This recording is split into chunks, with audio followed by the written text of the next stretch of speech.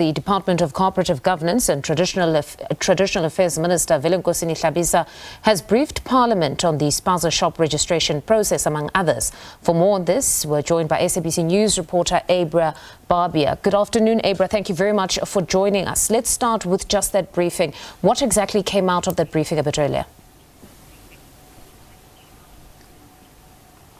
Mfundo, thank you so much. Yes, the minister did appear before the committee to give feedback on government's plans in terms of what happened towards the end of last year when we had that foodborne illness outbreak in which around 900 incidents were reported and around 22 children died. So what the department did, the Cooperative department basically just gave an update in terms of registration. So you remember after this incident, the president made some pronouncement explaining what government's plan was to deal with the issue of foodborne illnesses, and one of the issues was how Spaza shops and all businesses dealing with food, handling food, how in the informal sector, how they go about registering their premises to make sure that they up to standard with various health codes. So this was what the department presented, was the exact number of registrations, how many of those applications actually ended up being registered.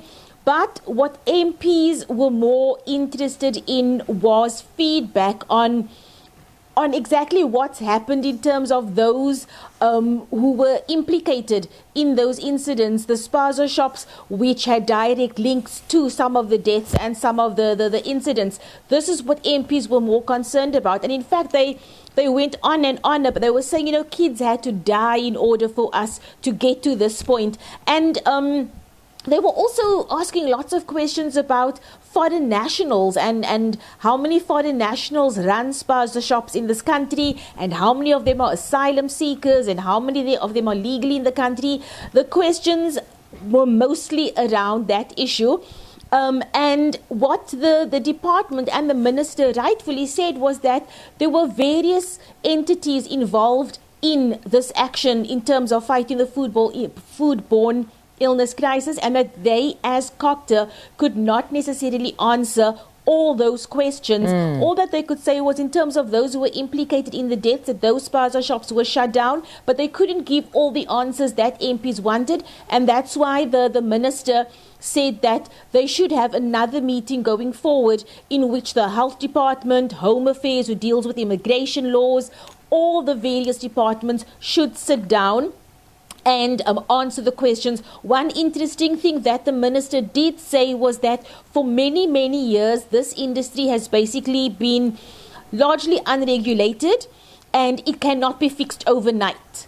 So those were his closing remarks to MPs on that point. But we are surely going to be seeing another law. In fact, the chairperson of the committee, Dr. Velenkosini, he in fact said that this should actually be debated in the National Assembly at some point, because that's just how serious the issue is, with one MP even going as far as saying that these 22 deaths actually highlight the fault lines in the system. Abra, the communique on the minister's appearance had also indicated that he'd briefed the committee on, among others, the declaration of a national state of disaster in KZN following those floods. Did that in fact now take place? Did he manage to brief the committee on this? I actually spoke to my editor about that, because we were also expecting more to come out of that section of the committee. That portion of the meeting was so short. The department basically just gave a briefing on how many billions is spent on disaster relief for the provinces.